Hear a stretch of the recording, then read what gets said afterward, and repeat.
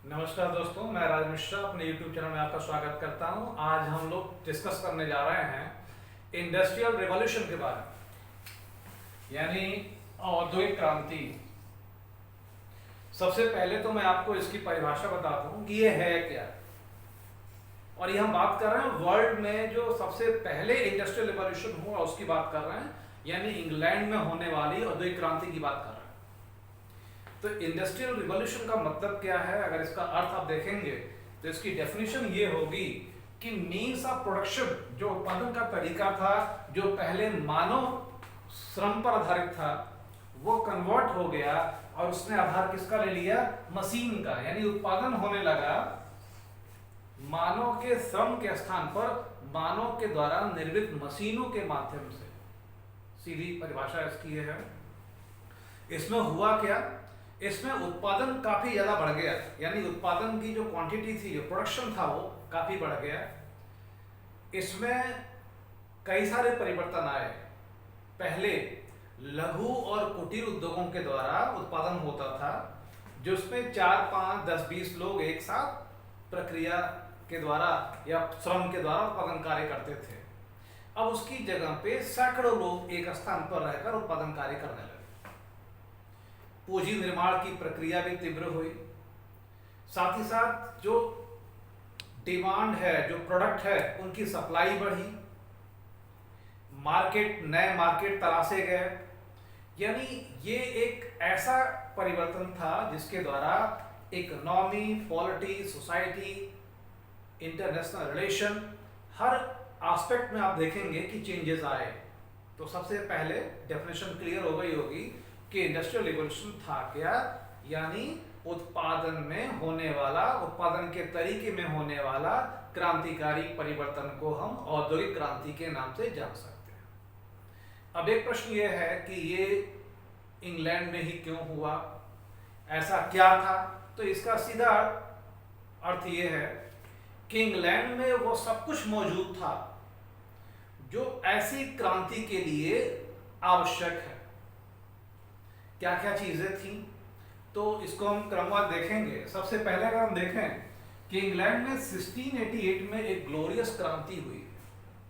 इस ग्लोरियस क्रांति के बाद आप देखेंगे कि वहां पर जो राजतंत्र है उसकी शक्ति कम हुई, पार्लियामेंट की पावर बढ़ी है, लोगों को एक तरीके से इंडिपेंडेंस दी गई है, उनको अपने तरीके से जीवन जीने के लिए, यानी लोगों के जीवन में अधिक आजादी प्रदान की गई है। एक स्वच्छंद वातावरण का निर्माण हुआ। और ऐसे में जब इस प्रकार का वातावरण होता है तो लोगों की रचनात्मक क्षमता और लोगों की कार्य क्षमता जो है प्रभावित होती है, उसमें वृद्धि होती है। तो लोगों ने स्वच्छंद तरीके से श्रम करना शुरू किया, कार्य करना शुरू किया, जिसका परिणाम क्या होगा, तरह तरह के आविष्कार होंगे। तो पहला हम ये मानते हैं कि जो इंग्लैंड की जो राजनीतिक दशा थी वो काफी फेवरेबल हो गई और उस दशा ने आधार निर्मित किया इस औद्योगिक क्रांति का। वैसे भी किसी भी देश में जब कोई व्यापक परिवर्तन होते हैं तो उस व्यापक परिवर्तन के पीछे तत्कालीन समय की जो राजनीतिक दशा होती है वो काफी ज्यादा महत्वपूर्ण होती है। अगर उसका योगदान सकारात्मक है तो परिवर्तन सकारात्मक होगा, और अगर राजनीतिक कंडीशन अच्छी नहीं है तो परिणाम भी अच्छे नहीं होंगे। इसके अलावा अगर आप देखें कि इंग्लैंड में यूरोप के अन्य देशों की तुलना में ज्यादा पॉलिटिकल स्टेबिलिटी थी, राजनीतिक स्थिरता थी, और इसलिए भी लोगों को एक तरीके से एक ऐसा एटमॉस्फेयर मिला कि वे प्रोग्रेसिव तरीके से सोच सकते थे और कार्य कर सकते थे। यानी इस क्रांति के लिए हमने जो पहला कारण देखा वो पॉलिटिकल कंडीशन ऑफ इंग्लैंड। इसके अलावा अगर दूसरे कारण की बात करें तो एक कृषि क्रांति हुई इंग्लैंड में। उस कृषि क्रांति के द्वारा खाद्यान्न उपलब्धता बढ़ी। जब खाद्यान्न उपलब्धता बढ़ी तो जनसंख्या वृद्धि भी हुई, क्योंकि पर्याप्त अनाज वहां पर मौजूद हुआ जिससे लोग भरण पोषण कर सकते थे। और इसका परिणाम ये हुआ कि वहां पर जनसंख्या बढ़ी। और आपको पता है कि इंडस्ट्री के लिए क्या चाहिए, एक तो चाहिए श्रम। तो श्रम की पूर्ति कहां से हो गई, जनसंख्या वृद्धि से। ये हो गया। इसके अलावा वहाँ की राजनीतिक व्यवस्था के द्वारा संचार और यातायात के विकास को प्रमोट किया गया, और संचार और यातायात के विकास का परिणाम ये हुआ कि कच्चे माल का औद्योगिक केंद्रों की तरफ द्रुतगामी तरीके से उनकी शिफ्टिंग हो इजी हो गई, और जो फैक्ट्री में जो प्रोडक्ट बनने लगे उनको बाजारों तक आसानी से पहुंचाना भी आसान हो गया। तो संचार का डेवलपमेंट हुआ। इसके अलावा बैंकिंग संस्थाओं का विकास हुआ। इंडस्ट्रियल रिवॉल्यूशन के लिए श्रम की आवश्यकता पूर्ति कर दी कृषि क्रांति ने। तो जो फाइनेंशियल रिक्वायरमेंट थी, यानी कि वित्त की जो आवश्यकता थी, उसकी पूर्ति कर दी गई जब बैंकिंग इंस्टीट्यूशन के डेवलपमेंट ने इंग्लैंड में अनेक वित्तीय संस्थानों का विकास हुआ, और इन वित्तीय संस्थानों ने उद्योगों के लिए आवश्यक वित्त को प्रोवाइड किया, यानी उपलब्ध कराया। तो श्रम की पूर्ति हो गई, वित्त आ गया, सरकार फेवरेबल कंडीशन में है, लोगों को इंडिपेंडेंट तरीके से सोचने की आजादी है। इसके अलावा टेक्निकल डेवलपमेंट भी हुए। जब टेक्निकल डेवलपमेंट हुए तो उन टेक्निक को इंडस्ट्री में यूज किया गया, नई एनर्जी यूज की गई, कोल पावर को यूज किया गया, पेट्रोलियम पावर को यूज किया गया, और इनका प्रयोग करके मशीनी बेस प्रोडक्शन शुरू किया गया। तो टेक्निकल डेवलपमेंट भी जो है एक रिस्पॉन्सिबल फैक्टर है इंग्लैंड के इंडस्ट्रियल रिवॉल्यूशन के लिए। साथ ही साथ जो बाह्य जगत के साथ जो कनेक्टिविटी बढ़ी है इंग्लैंड की, इंग्लैंड आपको पता होगा कि उसने कोलोनाइजेशन की पॉलिसी को फॉलो किया, उपनिवेशवाद, इसने जगह जगह अपने उपनिवेश बनाए, चाहे अमेरिका हो जाए, लैटिन अमेरिका हो जाए, अफ्रीका हो या एशिया हो। एक तरीके से देखा जाए तो पूरे वर्ल्ड में हर एक कॉन्टिनेंट में उसने अपनी पॉलिटिकल कंट्रोल को एस्टैब्लिश किया, और ये जो एस्टैब्लिशमेंट था इसने मार्केट प्रोवाइड किया, और मार्केट के साथ ही साथ रॉ मटेरियल भी प्रोवाइड किया। तो आपको चाहिए क्या?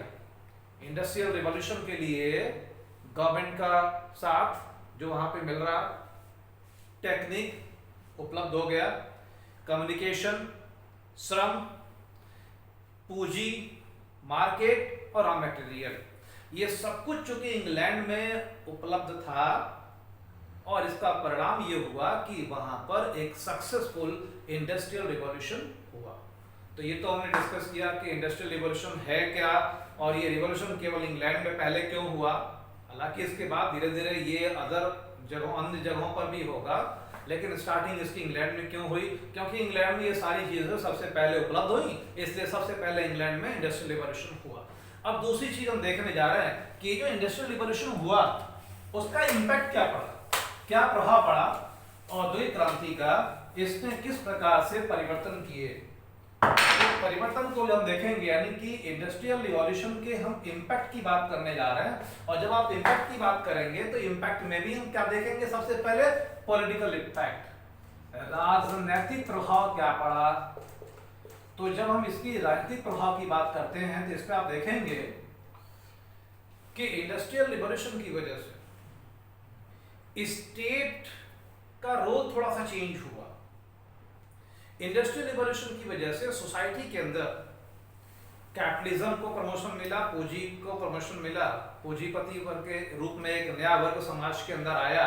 तो दूसरी तरफ एक लेबर क्लास भी है, तो उस लेबर क्लास के अंदर कई प्रकार की प्रॉब्लम्स भी हैं, अनसैटिस्फैक्शंस भी है। तो उसको सपोर्ट करने के लिए स्टेट ने एक तरीके से अपने आप को सोशल वेलफेयर स्टेट के रूप में कन्वर्ट करना शुरू किया, ऐसे प्रोग्राम्स बनाने शुरू किए ताकि स्टेट उस वीकर सेक्शन को भी सपोर्ट कर सके जो उस इंडस्ट्रियल रिवॉल्यूशन के द्वारा पैदा तो हुआ लेकिन उसका पूरा बेनिफिट उसे नहीं मिल पा रहा था। यानी स्टेट की भूमिका अगर आप देखेंगे तो थोड़ी सी समाज कल्याण की तरफ डाइवर्ट हुई है, यानी समाज कल्याणकारी कार्य करना शुरू किया स्टेट ने। साथ ही साथ जो राजतंत्र है, जो मोनार्ची है, उसकी पावर तो कम होगी लेकिन स्टेट का रोल बढ़ेगा, यानी स्टेट जो है वो मल्टी डायमेंशन वर्क करेगा, अनेक प्रकार के लॉ बनाएगा और इसके द्वारा वो जो डेवलपमेंट शुरू हुआ है उस डेवलपमेंट को और प्रमोट करेगा। तो ये थोड़ा सा पॉलिटिकल चेंज है। इसके अलावा हम बात कर रहे हैं अगर इकोनॉमिक चेंज की, आर्थिक प्रभाव, तो आर्थिक प्रभाव क्या हुआ? देखिए इंडस्ट्रियल रिवॉल्यूशन की वजह से कैपिटलिज्म को प्रमोशन मिला, पूंजीवाद को प्रोत्साहन मिला, पूंजीपति वर्ग के रूप में एक नया वर्ग सामने आया। और इसके पहले जो जमींदार, जो कुलीन या सामंत वगैरह थे, इनकी पावर काफी रिड्यूस हो गई और इनको रिप्लेस कर दिया इस न्यू कैपिटलिस्ट क्लास ने, पूंजीपति वर्ग ने। इसके अलावा उत्पादन की क्वांटिटी भी काफी बढ़ी, सप्लाई चेन को भी काफी इंप्रूव किया गया, लोगों के लिए इजी वे में अवेलेबिलिटी ऑफ मटेरियल्स सिक्योर किया गया। लेकिन इन सारे पॉजिटिव चेंजेस के साथ ही साथ इकोनॉमिक चेंजेस में एक नेगेटिव चेंज भी था, और वो ये था कि कैपिटलिज्म में जो टाइम टू टाइम जो रिसेशन की कंडीशन आती है, जो मंदी की जो कंडीशन आती है, वो भी हमें इसके बाद टाइम टू टाइम आर्थिक व्यवस्था में मंदी भी दिखाई पड़ने लगेगी। तो ये तो हो गया आपके आर्थिक प्रभाव। समाज के ऊपर क्या प्रभाव पड़ा? तो समाज के ऊपर अगर आप प्रभाव देखेंगे तो एक तो गांवों से शहरों की तरफ डाइवर्जन होगा, बड़े पैमाने पर गांव से लोग निकलेंगे और इंडस्ट्रियल एरिया जो है वो अर्बन सेंटर के रूप में डेवलप होगा और वहां पर पॉपुलेशन ग्रोथ होगी, जनसंख्या बढ़ेगी और साथ ही साथ भिन्न भिन्न वर्गों के लोग वहां पर एक साथ रहकर काम करेंगे। तो जो रिस्ट्रिक्शंस थे इसके पहले, सोशल रिस्ट्रिक्शंस, लिमिटेशन, वो सब खत्म होंगी और सब एक साथ एक बैकग्राउंड में मिलकर काम करना शुरू करेंगे। अपनी फैमिली से, जो ज्वाइंट फैमिली थी, उससे दूर होंगे, न्यूक्लियर फैमिली को प्रमोशन मिलेगा। तो ये भी प्रभाव है सोसाइटी के अंदर। इसके अलावा सोसाइटी में दो क्लास डेवलप होंगे, एक क्लास लेबर क्लास और एक कैपिटलिस्ट क्लास। और इन दोनों क्लासेस के बीच में जो गैपिंग है वो काफी बढ़ेगी। हालांकि इस गैपिंग को भरने की कोशिश की जाएगी स्टेट के द्वारा, लेकिन वो कोशिश सफिशिएंट नहीं होगी। और आगे चलकर आप देखेंगे जब यूरोप के अन्य देशों में भी इंडस्ट्रियल रिवॉल्यूशन होगा तो ये गैपिंग वहां पर भी दिखाई पड़ेगी। अगर हम बात करें सोवियत की बात करें, रशिया की बात करें, तो वहां पर भी इंडस्ट्रियल रिवॉल्यूशन होगा।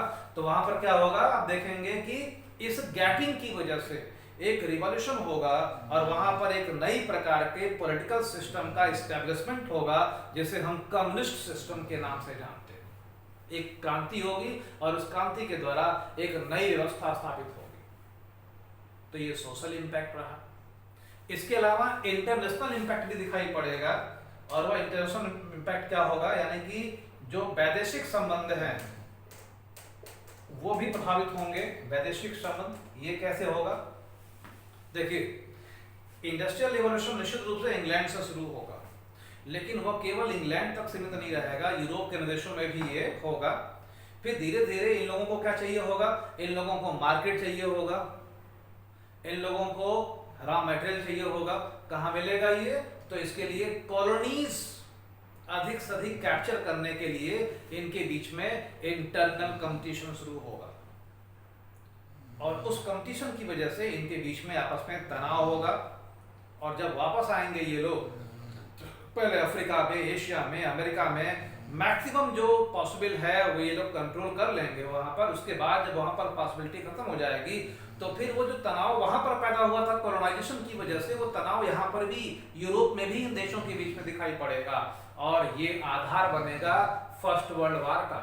फर्स्ट वर्ल्ड वार में हालांकि यही एक कारण नहीं है, लेकिन इंडस्ट्रियल रिवॉल्यूशन के बीच में जो ये हुआ आपका, वो भी एक बड़ा कारण था।